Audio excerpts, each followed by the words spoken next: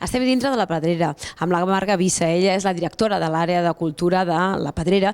És un racó on moltes vegades, evidentment, tant els turistes com el de casa venim perquè hi ha certes exposicions que ens interessen moltíssim a banda del que és l'edifici en si. Marga, hem d'explicar a la gent que hi ha una novetat molt maca, molt interessant, centrada en aquest cas en el modernisme, que dona molt de sí pel turisme, per la cultura de Barcelona i de Catalunya en general. I ara voleu parlar-nos de tot aquell grup de professionals, d'artesans, que hi havia darrere de totes aquestes peces meravelloses, d'aquests vitralls, d'aquelles portes, de tot aquell mobiliari, oi? Exacte, ho has dit perfecte.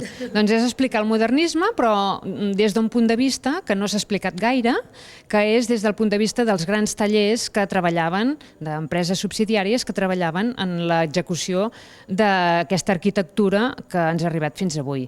Aquests tallers artesans que van evolucionar a finals del segle XIX i que es van consolidar com a indústries subsidiàries d'aquest parament de l'interior de les llars i inclús de l'exterior, d'arts decoratives i aplicades, i expliquem tots aquests processos, vist des del punt de vista des de l'inici d'una peça, del projectista, fins a l'execució final. Anem a fer un petit viatge amb la imaginació, anem a viatjar a aquells finals del segle XIX, principis del segle XX, quan la gent benestant, que tenia pressupost a Barcelona, es podia permetre no només aquestes cases, sinó a més decorar-les a lo més xic, a l'última, no? I llavors suposo que es posava en contacte amb aquests petits artesans, petits negocis que es dedicaven a embellir a la gent guapa de la ciutat, oi? Sí, aquí hi havia diverses maneres de fer-ho. Molts cops, molts dels projectes, sobretot amb els grans arquitectes, havien heredat d'Europa el que se'n diuen el Gesamtkunstwerk, que vol dir l'obra d'art total. I per tant, aquests arquitectes no només eren dissenyadors de l'arquitectura del continent, sinó també del contingut, per buscar tota una idiosincràsia harmònica, una harmonia entre les peces de l'interior i l'exterior. I el que passava en molts casos és que, per exemple, Domènech i Montaner, Gaudí, Puig i Cadafalch dissenyaven l'edifici, però també tot el que anava dins. I per tant, tenien tota una sistemàtica de col·laboradors, siguin empreses, siguin artesans, empreses, llavors es deien empreses, es deien indústries, o tallers, o a través d'artesans, que eren els que realitzaven o feien efectiu els projectes que els mateixos arquitectes havien realitzat. Però amb el desenvolupament d'aquesta arquitectura de finals del XIX, hi ha un moment que no donen l'abast i que creix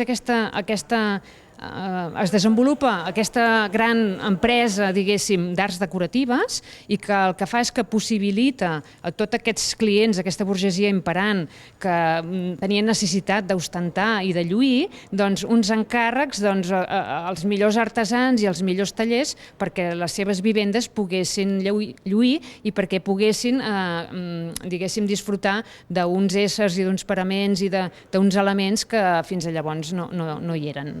Per tant, hem d'entendre que el modernisme va donar lloc que apareixessin i que cresquessin certs oficis, certs tallers que hi havia distribuïts per Barcelona i per Catalunya, pensant en aquesta gent que volia posar ben boniques les seves cases. De quines professions estem parlant? Estem parlant de paletes, estem parlant de guixaires, estem parlant de fusters, de banistes, de ceramistes, és a dir, tot el que fa el rang, si tu t'imagines un edifici o una casa, tot el que pot intervenir tant a fora com a dins d'aquests paraments de les llars.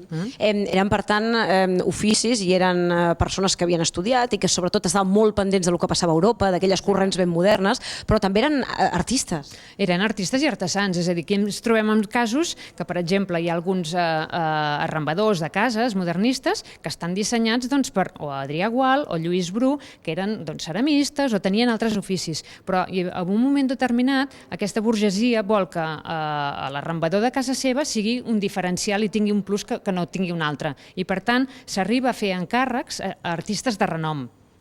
I per tant és una mica aquest creixement, aquesta valorització de tots aquests tallers és en aquest sentit de donar peu a que grans noms participin d'una cosa que a priori no seria. Si passegem per l'exposició, quines peces creus tu que mereix la pena parar-nos a contemplar? Estem, per exemple, davant d'un vitrall autèntic que és ben bé com una porta, una finestra. És una porta. Aquest vitrall és del Museu de Cerdanyola i està extret d'una casa particular, és a dir, el Museu de Cerdanyola estava una casa modernista de Cerdanyola.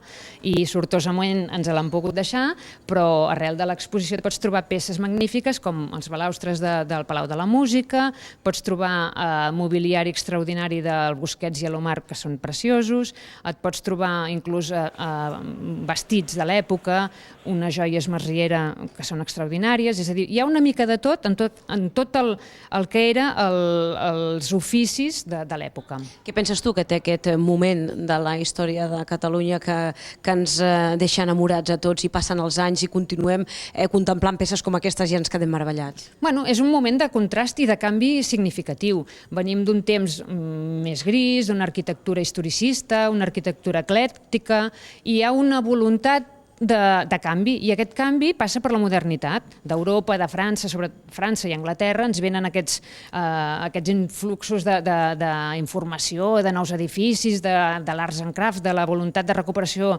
de coses autèntiques, i aquí la voluntat de canvi esdevé el creixement d'una ciutat amb aquests paràmetres del modernisme, la voluntat d'aquest canvi a través de temes de la natura, d'aquesta arquitectura esplèndida de la que gaudim no només a Barcelona, sinó a Catalunya sencera, que és única al món. I dels colors. I dels colors, i una alegria, i una lluminositat, i una mica desprendre's d'aquest carregament, potser de les cases que arrossegàvem d'anys i segles enrere.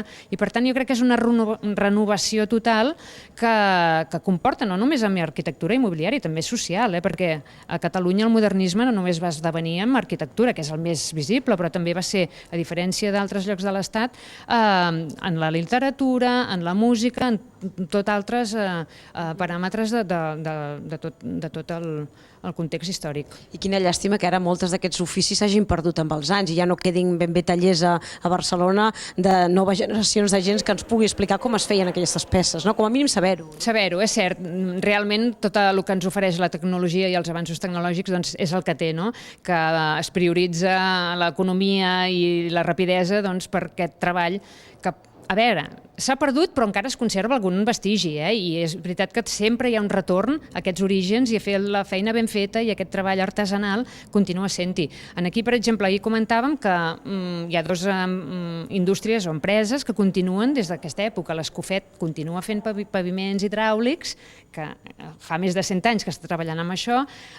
Joieria Masriera continuen fent els seus dissenys i les seves joies artesanals com es feien en aquella època. Per tant, aquest valor afegit del treball ben fet continua sent-hi i es continua efectuant. Doncs tenim de temps fins al mes de febrer per poder passejar per aquest racó de la Pedrera, contemplar com es treballava de manera artesana en el passat, des dels vitralls, el ferro, la fusta, tots els elements com la pedra, per exemple, i coses tan singulars com pintar un cartell d'un anunci, que ja sabem que el modernisme va afectar a ben bé totes les maneres i tota la vida, del dia a dia, oi? Exacte, és així. Felicitats i moltes gràcies. A vosaltres, i més, us convido a venir a veure aquesta exposició, perquè què millor que veure una exposició sobre modernisme, algun edifici modernista, on també posem en valor el que Gaudí va fer tant a dins com a fora. Gràcies. Gràcies.